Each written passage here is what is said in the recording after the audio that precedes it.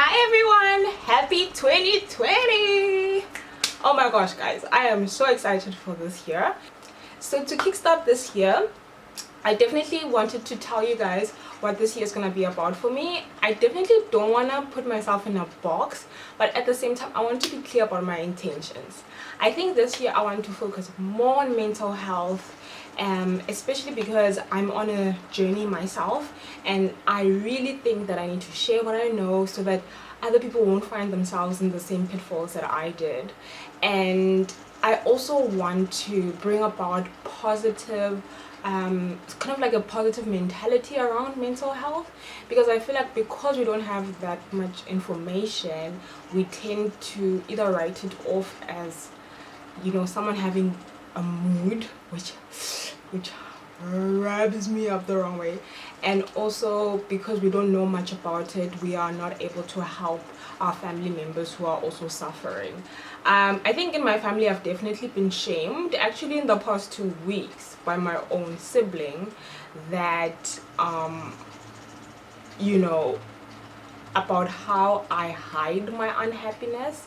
And so we kind of had a fight about that, but I think what I learned from that particular argument is that I really don't need to explain myself in terms of all those little spots where I have, or where I feel kind of depro or unipolar. I just feel like I just need to educate people about what a person might be going through in order for it to be correctly addressed within family members, especially in Black households, because of the fact that we don't really have that much information about it. That's the first thing. The second thing is that I definitely want to delve in more into South African politics and South African trending topics this year. That's why on my YouTube channel you'll see I changed my channel art. I definitely want to get in there because I just have so much to say, but I never voice it out. So I definitely decided to make that change this year, and we'll have spots of beauty here and there because I am passionate about beauty in terms of skincare and, like, you know, cute little products that are out in the market. So I might be doing reviews here and there.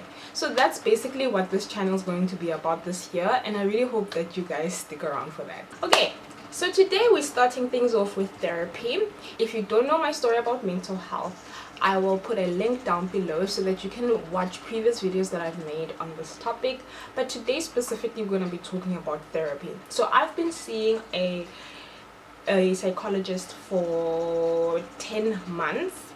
So I've been going maybe once or twice a month, but I haven't been there since November. So yes, this December was trying times for me, okay, because I think I kind of got used to it, or used to talking to her. So, you know, whenever I had that boiling frustration over the December holidays, I definitely had a problem. I definitely found healthy ways to cope with that, and I'll talk about that in a separate video. But today we're actually talking about what not to expect from therapy.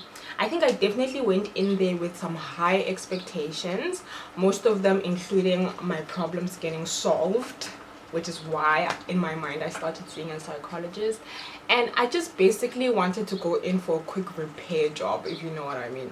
So that did not work out the way that I thought it would. So I thought that I should do this video so that if you do decide to see a psychologist, you know what not to expect, if that makes any sense. So I think I'm going to talk about the 3 things that I wanted that I didn't get, and I think that those are things that everyone should be aware of going in.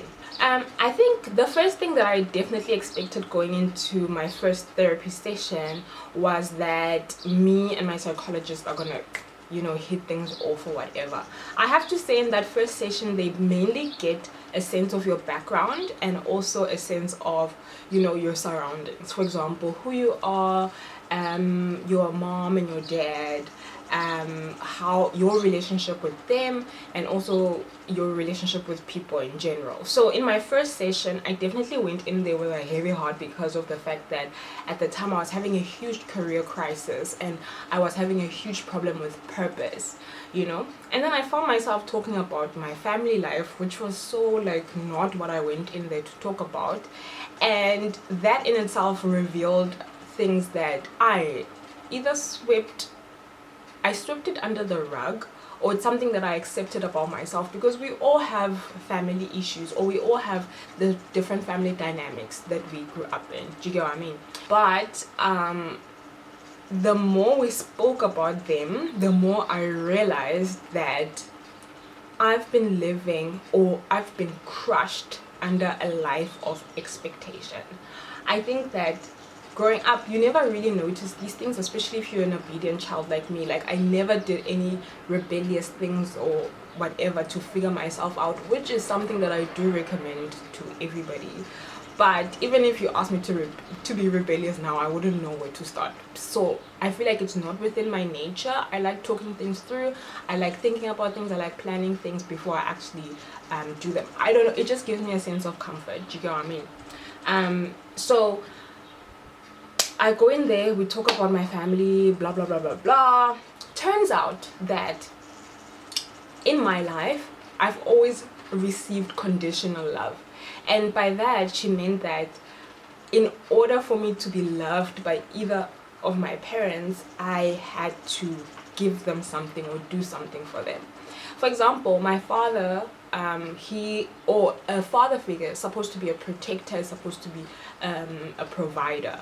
My father did provide for me, but he was never a protector, like in terms of, you know, just showing up and, you know, being there for you, whatever. And that's something that we learned not to expect from black fathers. So it's not something that I thought I lacked. I did in my early 20s I wanted to have a father-daughter relationship, but I accepted that my father's not that type of a person. However, in order for my father to truly love, take care of you and protect you, you needed to be a member of his church. So that's how he gives love. Like, you need to do what he says in terms of religion and stuff like that. And I wasn't really into that because I did go to his church, but I felt I didn't really gel well there. So one year, my mother, my brother and I, we all left and joined another church, and I feel like he's resented us ever since. So it's something that I accepted, but it's not something that I thought was as a result of. I thought if you are a father, you do what you need to do as a father, whether your kids agree with you or not. So that was the one point.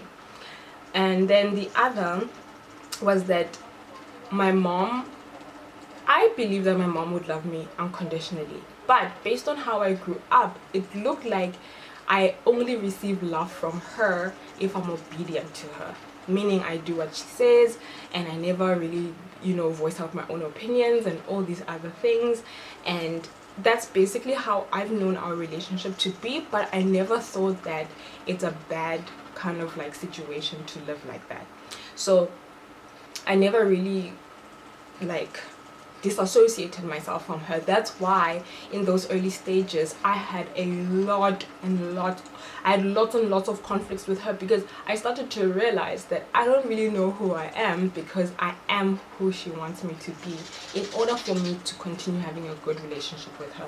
So that stirred up a lot of things with her that almost took a year to work through, because of the fact that from her point of view, she feels like she's done nothing wrong, and she continues to feel like that because she believes that every decision that she's made, it was to the benefit of us. Do you understand what I mean? So that's a long story within itself, but that's basically the dynamics that we kind of discovered at first. Then she also pointed out that I have a lot of resentment towards my brother, because of the fact that I feel like he gets to do whatever he wants and I'm always the one left to pick up the pieces. If you're a firstborn child in an African family, you tend to carry that baggage, especially if the sibling or the kids younger than you are just haywire. Do you understand what I mean? So it seems like I carried a lot of resentment because in his life he is more free, because whether he messes up or not, my parents are always there picking up the pieces, or I'm always there picking up the pieces so that my parents won't have to, especially my mother, because if you disagree with her or you get into an argument with her, she tended, or earlier in her life, she would get physically ill because she just couldn't deal with the fact that you're not doing what she's telling you to do. So that left our family dynamics with quite a drift and quite a lot of space in between because of unmatched expectations. So I never went into therapy looking for that, but that's something that I found, and I realized that I'm the only one suffering under its oppression.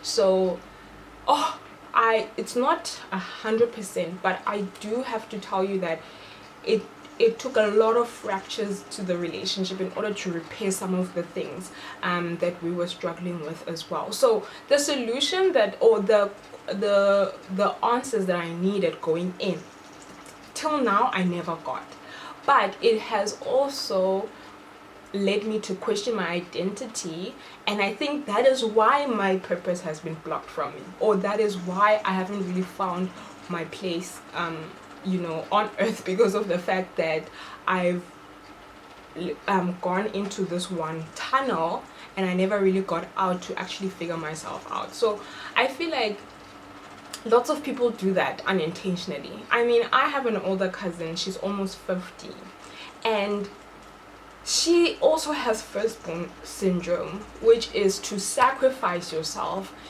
for your younger siblings, and your younger siblings are never grateful, ever. So you find yourself unhappy because of them, but they live their lives at freedom, hey?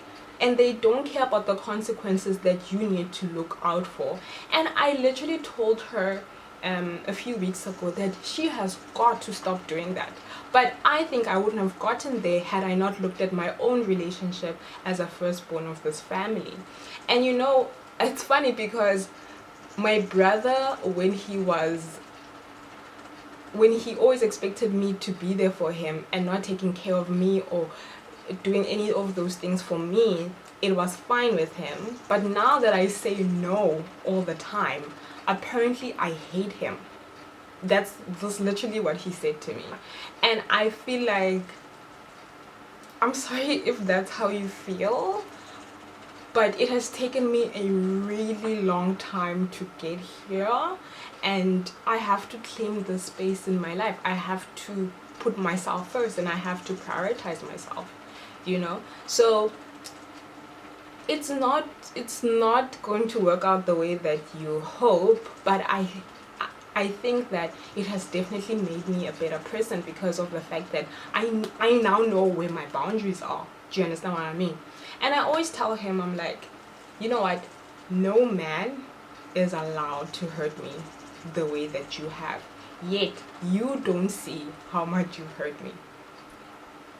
That's my brother. Do you understand what I mean? So I feel like these things, you have to be quite sensitive with them because of the fact that they can either end up hurting you more, or they can make you realize that you have been sacrificing yourself to the bone. And it's funny because when I mention all these things to him, he basically says that he doesn't know why I'm still holding a grudge. And I wasn't holding a grudge. I was trying to tell him why now I keep on saying no, because I have to prioritize myself. And then he actually said to me that he doesn't see a need to apologize about all the shit that happened because he has forgiven himself. Mind you, he's never asked me to forgive him, but he has forgiven himself and he has made peace with it. Literally, that was such a shitty answer to me that it made me realize that, girl, you are on your own. Like, you are on your own and you need to accept that. And I feel like I am free because of it. Now everyone is free of expectations. I don't have to be there for you because you just, pure and simple, you don't appreciate it. But I'm going to be here for myself, and that's what I need to do. Do you understand? So therapy made me realize that, and I think it wasn't easy, but I think that everybody needs to get to that point. So that used to frustrate me because I needed to wait another 3 weeks to see her, and I would have only worked on that one particular problem. Do you get what I mean? So